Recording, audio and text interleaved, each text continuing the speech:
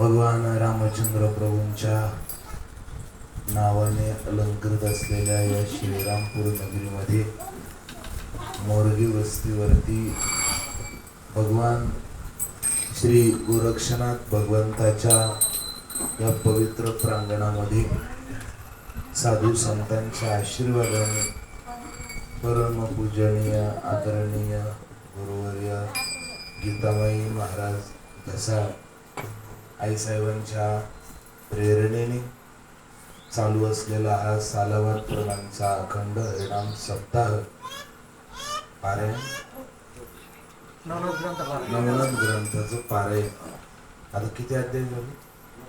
9 अध्याय झाले. म्हणजे गोरक्षनाथांपर्यंत तुम्ही आलेले आहेत. आता काय इकडे गोरक्षनाथ इकडे गोरक्षनाथ. आदरणीय हरिभक्ती परायण ज्येष्ठ कीर्तनकार आदरणीय परमपूजनीय गुरुवर्य गोरक्षनाथ शिंदे त्या निमित्ताने इकडे आपल्या वारकरी संप्रदायाचं जुनं वैभव आणि ज्यांनी दुर्गम काळामध्ये श्रीरामपूरमध्ये परमार्थ टिकवला असे आदरणीय हरिभक्ती परायण गुरुवर्य अण्णासाहेब महाराज दौंड तथा सर्व भजनी मंडळ पवार महाराज असतील, आदरणीय अकोलकर महाराज, सर्व माता भगिनी पठारे ताई आणि आपण सर्वच भजनी मंडळ आदरणीय आमची भांबारे सर आदी करून शिनारे आई शिंदे आई पठारे आपण सर्वच मंडळी उपस्थित आहात. आदरणीय नानांच्या मार्गदर्शनाने हा उत्सव सुरू आहे.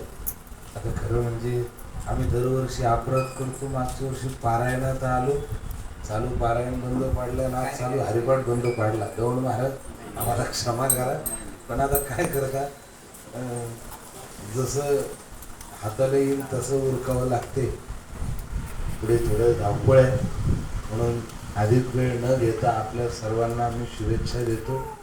नाथांचा दरबार आहे, इथे भक्ती स्वीकारली जाते, पण इथं भक्तीच्या वर विश्वासाचं पांघरून लागतं, त्याशिवाय ही भक्ती स्वीकारली जात नाही. आपण ग्रंथ वाचताना आपल्या लक्षात येत असेल, गोरक्षनाथ महाराजांचं प्राकट्य हे झालं, पण ते त्यांच्या आई वडिलांना, मला असं वाटतं त्यांच्या आईचं नाव सरस्वती, बरोबर ना, सरस्वती आईसाहेबांनी फक्त शेजारच्या बाईवर विश्वास ठेवला आणि साधूच्या मच्छिंद्रनाथांच्या शब्दावरती अविश्वास दाखवला.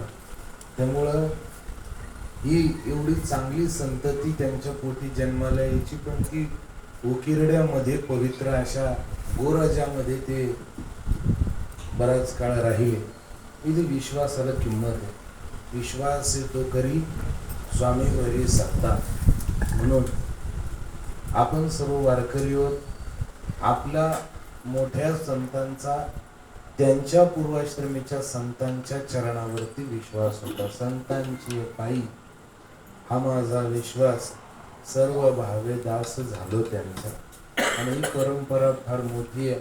आदिनाथ गुरु सकळ सिद्धांचा, मच्छिंद्र तयाचा मुख्य शिष्य मच्छिंद्राने बोध, ही भगवती उमा माता आणि भगवान शंकरांच्या ज्ञान बीजातून प्रकट झालेली ही परंपरा आहे. आदिनाथ उमा बीज प्रकट आहे आणि ही या परंपरेमध्ये आपण आहोत. इथे विशेष आहे, नाथ महाराज कधी कुणाला रिकाम जाऊ देत नाही. फक्त परीक्षा बाकी टोकापर्यंत पाहतात, खूप ताण होतात. नाथांचा दरबारात असं तो खूप ताण होतो, फक्त तुटू देत नाही. तुटेपर्यंत ताणवतात, फक्त परीक्षा घेतात. म्हणून इथे विश्वासाला किंमत आहे.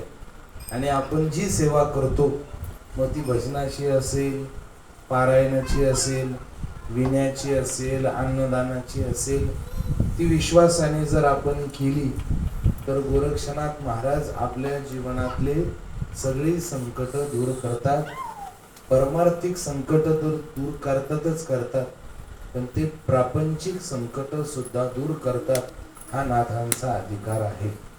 आणि म्हणून आपली उपासना ही त्यांच्यापर्यंत योग्य मार्गाने जावी आणि त्यांची अमोघ कृपा आपल्याला प्राप्त व्हावी अशी सद्गुरु गोरक्षनाथ महाराजांच्या चरणी प्रार्थना करून या ठिकाणी माझं बोलणं थांबवतो. सर्वत्र सुखिनः सन्तु सर्वे सन्तु निरामया. कुंडलिक वरदाय श्री ज्ञानदेव. ओम चैतन्य गोरक्षनाथ भगवान